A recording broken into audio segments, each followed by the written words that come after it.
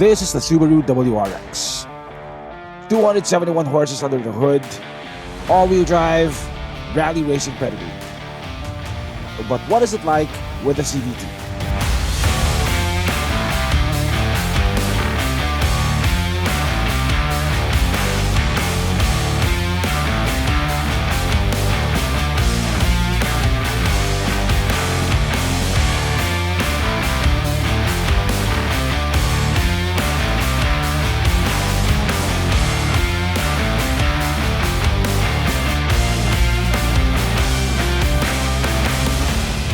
This is the all-new Subaru WRX CVT.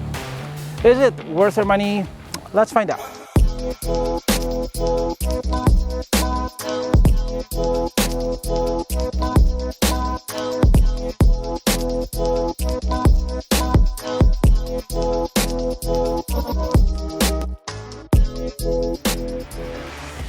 Now, the word beautiful is subjective.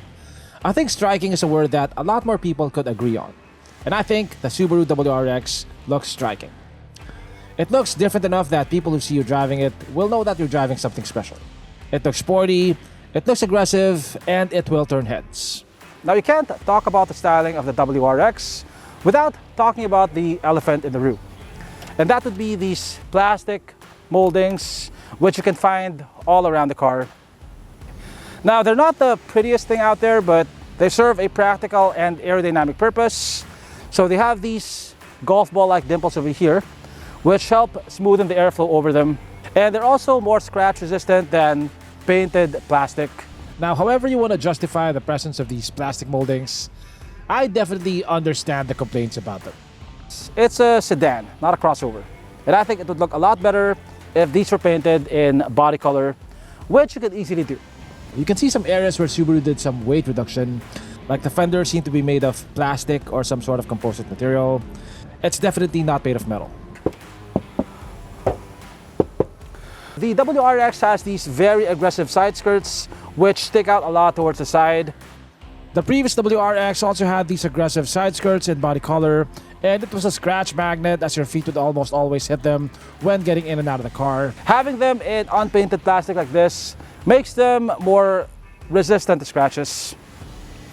So this comes with 18-inch wheels finished in gunmetal.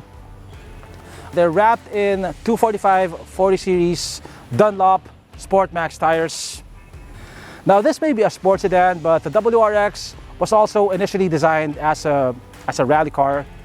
It actually has more ground clearance than the Civic RS Turbo. So as you can see, I can fit two fists and one finger below the front lip, which is enough clearance to clear most road humps and also most entrances.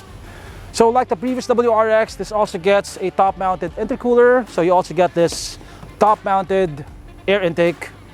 Like most modern Subarus, you get these smaller C-shaped LED headlamps. You get a tiny fog lamp down there, and like I said, you get plenty of this flat black plastic. It's debatable if this looks better than the previous WRX, but I think it looks more exotic. Like, you're less likely to mistake this for a regular car, especially in this orange color. The new WRX comes with a bigger engine. It is now a 2.4-liter 4-cylinder boxer. The previous generation only came with a 2.0. Curiously, it only gains 5 horsepower even with that substantial size increase. But it should now have a better power curve with more power down low. The engine is coupled to either a 6-speed manual or, in this case, a CVT. And we'll find out later what that CVT is like to drive. For those who don't like the plastic moldings, this is the angle of the car that you're gonna like the least, because the entire bumper is unpainted plastic. Yeah, at least it's not gonna get scratched when you hit it with a... I wouldn't advise intentionally hitting it with anything, whether you like the design or not, but unintentional hits with a shopping cart are gonna make less of an impression. You get quad exhaust tips. You get this tiny ducktail spoiler over here. Now, in the car world, you have big wing guys and small wing guys. I belong in the former group. I would prefer to have this with a bigger spoiler. I like this rear haunch over here. It gives the car a really wide look. Like the front, you also get C-shaped LED tail lamps here at the back. The trunk space is The trunk space is pretty good for a car of this size, only the opening is not that big. The rear window eats a bit of space here at the back, and these taillights also eat a bit of horizontal space. And you can even fold the second row seats if you need more cargo space. Now we definitely have enough space here for our sponsor for today. Introducing the Atto Sport Mobility Scooter. The world's most innovative mobility scooter.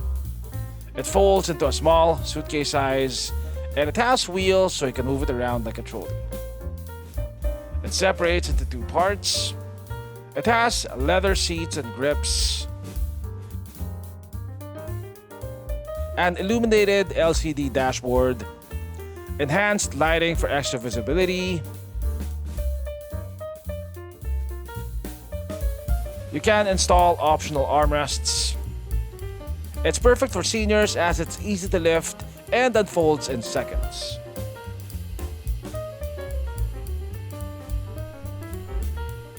It has a maximum speed of 10 kph, shock absorbing flat free tires, high ground clearance, advanced braking system. Be free to travel anywhere, land, sea or air.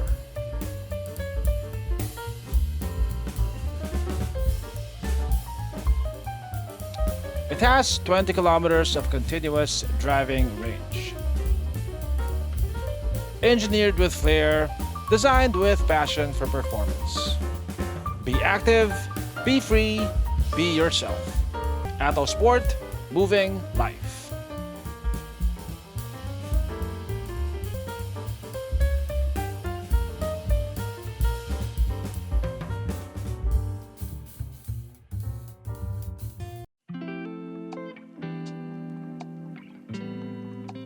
Past Subaru interiors have been described as cluttered. I think this one still is, although a lot less so.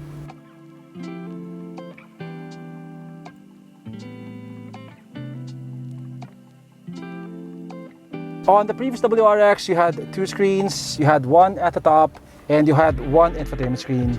Now you don't have the top screen anymore. Instead, you get this one huge 12-inch vertical screen.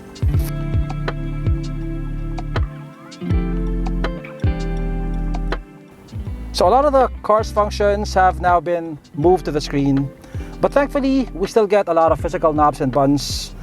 So this gets dual zone climate control, and you get physical buttons for adjusting the temperature. The fan speed controls are on the screen though. You get a physical volume knob and a physical tuning knob. This gets wireless Apple CarPlay and Android Auto. You don't get a 360 camera, but you do get a reverse camera with active guidelines. In terms of materials, it's just as premium as most Subarus. Almost everything is covered in soft materials. Like this over here is leather wrapped. This is soft touch right here. This over here is soft touch. You get leather wrapped sidings, leather wrapped armrests. The seats are partly covered in leather with Alcantara inserts. You also get WRX badging stitched on the headrests. The driver's seat is power adjustable. It gets adjustable lumbar support. By the way, this gets really good bolstering for your back and also for your thighs. And it also gets good thigh support.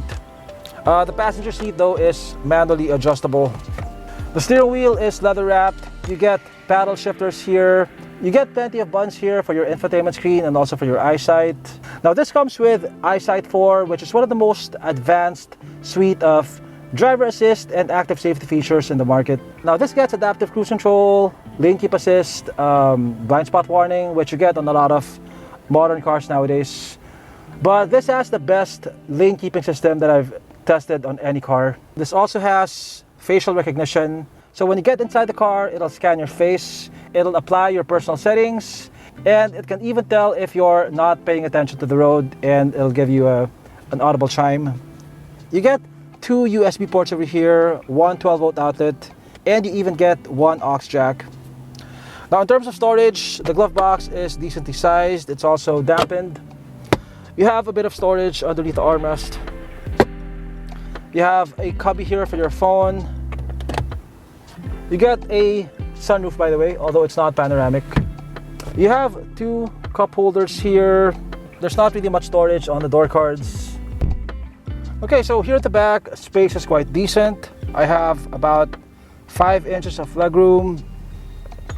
Headroom is quite decent. I have about 1.5 inches. Now, since this is all-wheel drive, you do have a pretty high center tunnel over here. You get 2 air vents, 2 USB-A ports. You get a foldable armrest with 2 cup holders. It's also leather wrapped and nicely padded. Like at the front, the seats are covered in leather and Alcantara. You get the same materials here as the front. This is also soft touch right here. And the sidings are leather wrapped. You get a map pocket on this side, the passenger side, and you don't get a map pocket on the driver's side.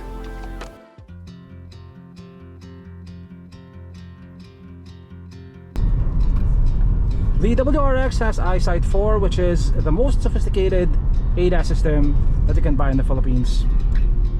So this has adaptive cruise control, and as you can see, my feet are not doing anything. Now a lot of cars now come with adaptive cruise control, but I think the lane keeping assist system of the WRX is the best of any car that I've tried.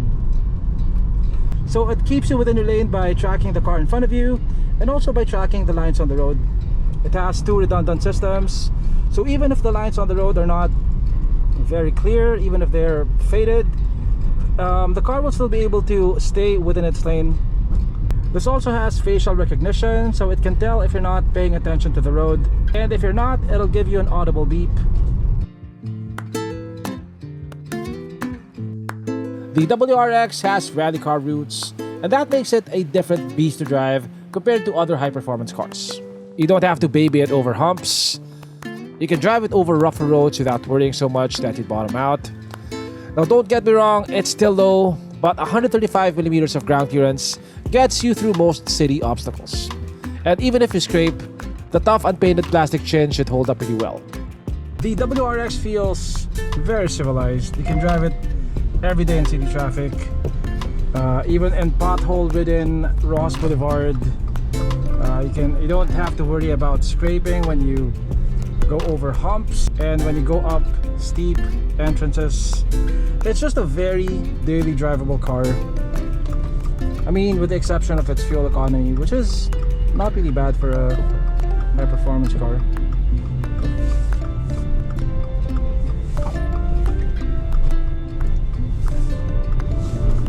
In 200 meters, keep left and then make a U-turn. I got about 8 kpl in the city and about 15 on the highway when I'm not driving In it. Like, 200 meters, okay, turn left. you have to shut up now.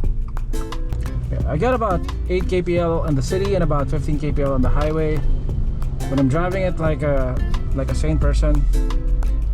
Yeah, the ride quality is okay. I mean, it's definitely on the stiff side, which is good, but it's not so stiff that it's gonna give you a headache. Just a few minor complaints about the screen. You have a pretty big screen over here, but when you're using Waze, you're not really maximizing it because Waze is in landscape format. So it actually looks smaller than it does on other screens.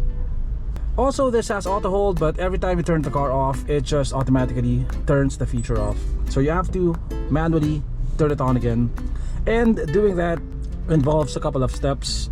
Like you have to press this button over here and then select auto hold, and then to go back to on Android Auto, you have to do this.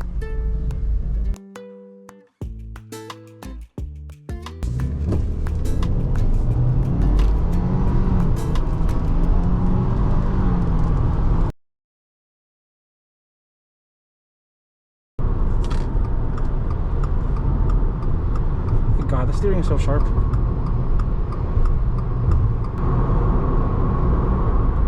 Now normally I would bring this car to the twisties, but given the weather, we're gonna have to make do with a highway. So the car has 3 different modes. You have S mode, you have S sharp mode, and you have I mode. So it is sharpest in S sharp mode. The throttle response becomes sharper. The transmission also tends to hold on to higher gear ratios in sharp mode, so overall it should feel a lot more responsive. The steering feels very sharp. It can quickly change lanes with a flick of your wrist, although it has to be mentioned that for a sporty car, the steering does feel quite light and numb. It feels planted in the corners. When it comes to handling, it feels very much like the sports sedan that it is. Now as for the CVT, some have said that it's one of the best CVTs in the market, and I will agree. But it still feels like a CVT. No matter how aggressive you are with the pedal, your power delivery will always have a smoother gradient to it. It's not as direct feeling as a proper automatic or a DCT. The WRX is pretty quick.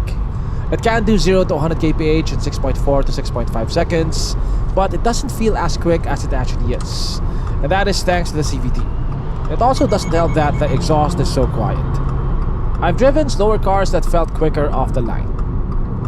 The whole time that I was driving it, the thing that I kept saying in my head whenever I buried the throttle was, I wish this was a manual.